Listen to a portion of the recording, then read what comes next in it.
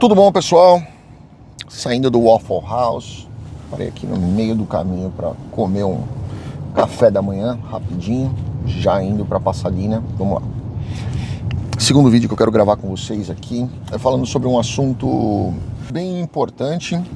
E se você acha que esse assunto, se você em algum momento achar que esse vídeo é sobre direitos de homens, mulheres, crianças, você está interpretando mal o vídeo, tá? Então vamos lá. Eu recebi um comentário anteontem que uma moça, né, comentou ali no vídeo dizendo que o Brasil é uma vergonha porque existem poucas leis que protegem as mulheres. Em resumo, foi mais ou menos isso o que ela falou, né? Precisaria ter mais leis que protejam as mulheres. Deixa eu só ajustar aqui o telefone, porque senão ele vai cair. E aí eu perguntei pra ela, né? Eu falei, mas em que sentido, né, que você precisa de mais leis que protejam mulheres, especificamente? Eu sou contra leis que protegem as mulheres? Não, eu sou contra leis que protegem grupos isolados, né? E é sobre isso que eu quero falar com vocês aqui. E lembrem, vou repetir para vocês, esse vídeo não é sobre direitos de homens e mulheres, tá? Então tentem refletir junto com o vídeo aqui. Aí eu fui ontem, né, dar uma lida, fui pesquisar, porque faz bastante tempo que eu já saí do Brasil, e apesar de eu ter o escritório no Brasil, trabalhar com legislação brasileira em muitos casos, principalmente na área empresarial e comercial, onde eu acabo fazendo muita atuação por causa de clientes nossos aqui, por causa de clientes da própria Pennzoil no Brasil. E aí eu nessa conversa eu fui pesquisar ali, né? Fui ver quantas leis específicas para mulheres existem. São 6. Só para mulheres, tá? Existem outras aí que você pode dar uma outra interpretação, mas eu fiz diretamente só para mulheres. Eu tentei ler e entender o que eu achei. Pode ser que tenha mais, que eu não encontrei, mas eu encontrei específicas 6 leis. E aí eu fui procurar leis para crianças, especificamente para crianças, tá? Eu achei 3. Aí eu fui procurar legislação específica também, especificamente só para aquele determinado grupo de pessoas, não atinge os demais. Com relação a questões raciais, né, eu achei uma. E com relação à opção sexual, né, seja homoafetiva, seja o que for, eu achei uma também. Pode ser que tenha mais, pode. Ontem eu fiz uma pesquisa aí de 40 minutos, né, mas eu específica mesmo, você vê alguma coisa que pode ser interpretada e julgada mas eu achei específica. Aí eu fui procurar legislação específica para homens. Não existe nenhuma. Não achei, tá? Se você acha que tem ou você encontrou alguma, por favor, coloca aqui, você vai me ajudar na minha questão de conhecimento, inclusive, porque eu realmente não achei. E aonde eu quero chegar para vocês? O que eu quero dizer isso? Né? Que homens são injustiçados? Não. Quero dizer para vocês que eu sou totalmente a favor, e todos deveriam ser, né? Porque esse é o princípio, esse é o preceito, a favor da nossa Constituição. E no artigo 5º da nossa Constituição, nós vemos ali que todos são iguais perante a lei. E se todos são iguais perante a lei, todas essas leis específicas, elas são inconstitucionais. Elas são desnecessárias, porque você já tem aí outras previsões legais que protegem a todos e não grupos isolados. Mas nós precisamos proteger minorias. Bacana, concordo com vocês. É exatamente por isso que nós temos aí as questões dos agravantes na legislação penal, né? Você coloca aí um agravante em razão da desproporcionalidade da agressão, você coloca aí um agravante em razão da, sei lá, de repente, do tamanho de uma pessoa ser maior do que a outra, muito maior, e impossibilitar a defesa, esse tipo de coisa, né? Que é o caso de um homem agredir uma mulher. Mas e se, por exemplo, um homem grande, forte, né? Vamos dizer, o Popó, tá? Lutador de boxe, não que o Popó seja muito grande, mas ele é forte, não é muito alto, né? Abraço pra você, Popó. Imagina o Popó brigando com um anão. 2 homens. Um anão forte também, tá? E aí? Como é que fica essa história aí, né? Nós vamos... são 2 homens brigando, 2 homens fortes brigando, mas com uma desvantagem proporcional. Talvez até uma mulher de um tamanho maior, ela vai ter uma vantagem maior sobre esse anão pela distância, né? Ela vai conseguir chutar o anão longe. Gente, se você é anão, eu tô dando um exemplo, tá? Eu não tô dando um exemplo só para as pessoas enxergarem a questão da desproporcionalidade. E se aí a gente fizesse o contrário? E se nós pegássemos um anão e esse anão batesse no Popó? O que ia acontecer? Porque se o Popó bater no anão, o Popó tá frito, né? Houve a desproporcionalidade, houve a agressão, houve uma série de coisas. O Popó vai pra cadeia. Mas e se for o contrário? Né? E se, por exemplo, a gente pegar a Lei Maria da Penha, que eu já falei aqui pra vocês, que eu acho, primeiro, eu acho que é inconstitucional. Segundo, eu acho que é um absurdo a Lei Maria da Penha, porque a Lei Maria da Penha foi baseada numa fraude, tá? A Maria da Penha, que deu nome pra lei, mentiu no caso dela, foi julgado inclusive isso. Mas é romântico para a política brasileira colocar o nome de uma pessoa, mesmo que ela não seja vítima. Vamos colocar ali, tá tudo certo, e vamos descer ali em cima. Mas o que está na Lei Maria da Penha deveria estar no Código Penal. Ah, mas aí a gente precisa fazer uma reforma do Código Penal.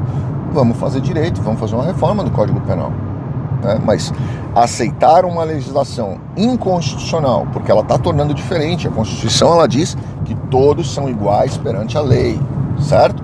Quer trazer agravantes por ser mulher, por ser menor, por ser homossexual, por ser o que for, beleza, Código Penal, não legislação para fazer bonitinho para a comunidade ganhar voto, tá? Para a sociedade ganhar voto.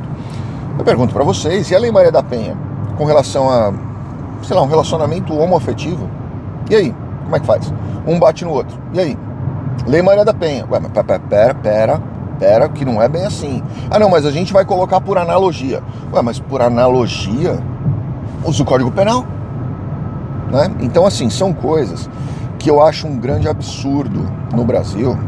E aí a gente começa a entrar aí nessa questão desse vídeo propriamente dito, que aí eu chamo todos os ministros do STF e do STJ também, mas eu chamo todos os ministros do STF aqui, os que são supostamente aí incumbidos de analisar essas questões constitucionais, que hoje estão incumbidos e estão imbuídos, estão motivados a uma persecução que teoricamente, né, se houve aí uma tentativa de golpe, eu acho que ela precisa ser fiscalizada, investigada e severamente punida, porque isso é um atentado direto à nossa Constituição e à nossa democracia, tá? Então, assim, definitivamente tem que ser investigado, seja quem for.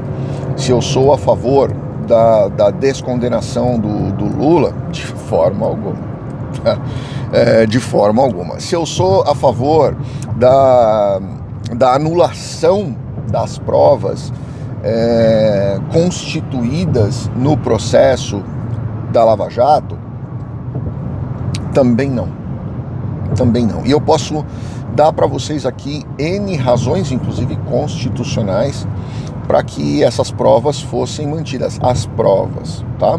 Se o processo foi considerado nulo por algumas questões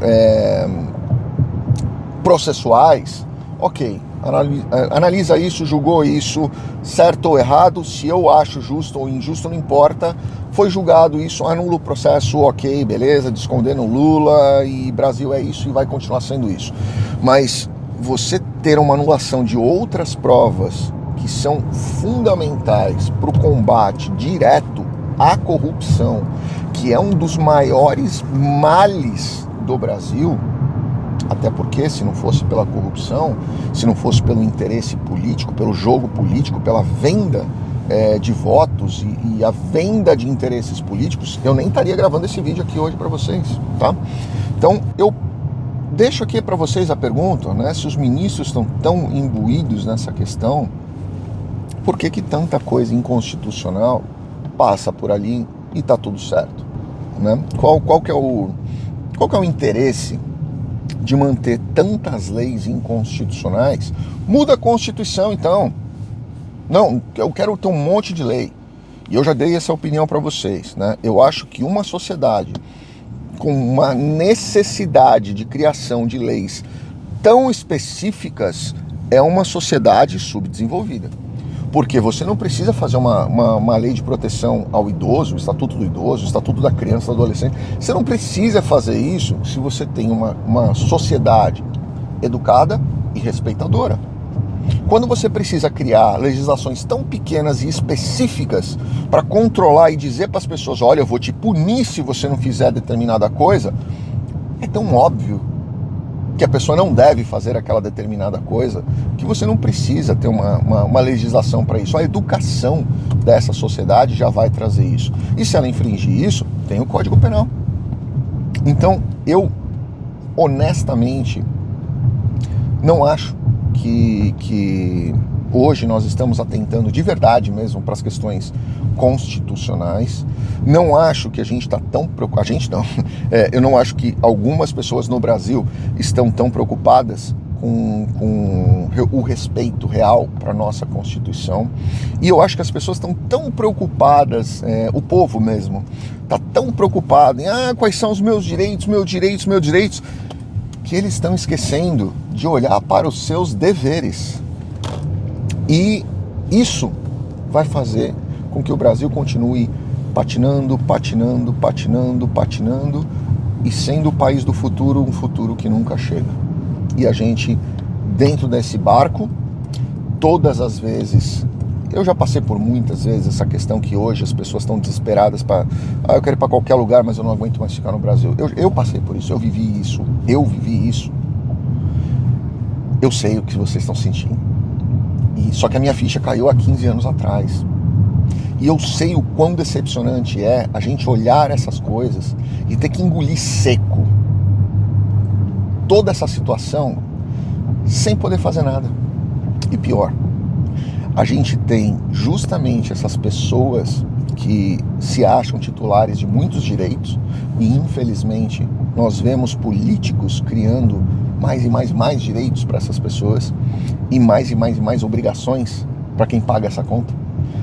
A gente vê essas pessoas tirando sarro da nossa cara todos os dias com processos trabalhistas absurdos, com denúncias de tá vendendo o preço ali, não mudou o preço ali na tarjetinha. A gente vê as pessoas entrando em lojas e tentando fraudar coisas, devolver produtos que elas não compraram lá, porque infelizmente é isso que diz o direito do consumidor. Mas uma coisa eu acho legal, de verdade.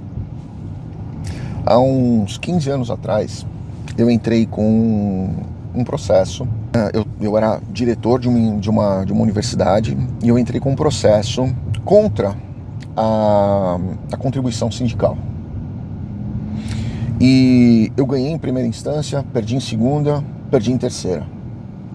Eu sempre achei um absurdo a obrigatoriedade da contribuição sindical. Principalmente por quem não é sindicalizado, tá? Mas eu sempre achei um absurdo isso. Primeiro porque eu acho que os sindicatos a grande maioria deles, não cumprem a função social deles. né? Segundo, porque o funcionário muitas vezes vai procurar o sindicato e o sindicato vai lutar muito mais pelos interesses do sindicato do que dos funcionários. Se você é sindicalizado, escreve aqui o que você acha disso, se eu estou errado, por favor, com respeito, obviamente, escreve aqui. E logo depois deixou de ser obrigatório, as pessoas pararam de pagar, eu já estava fora do país, inclusive, e agora voltou a ser. E eu acho que esse é o maior sinal que nós temos de que o Brasil está indo no caminho errado, não está legal, né? Então deixo aqui para vocês esse vídeo para vocês refletirem, raciocinarem, pensarem. Deixa aqui embaixo o que vocês acham dessa situação toda. E novamente eu digo, se você acha que esse vídeo aqui foi sobre leis contra, né, leis que protegem mulheres ou crianças ou o que for, você está totalmente equivocado. Grande abraço, fiquem com Deus, obrigado.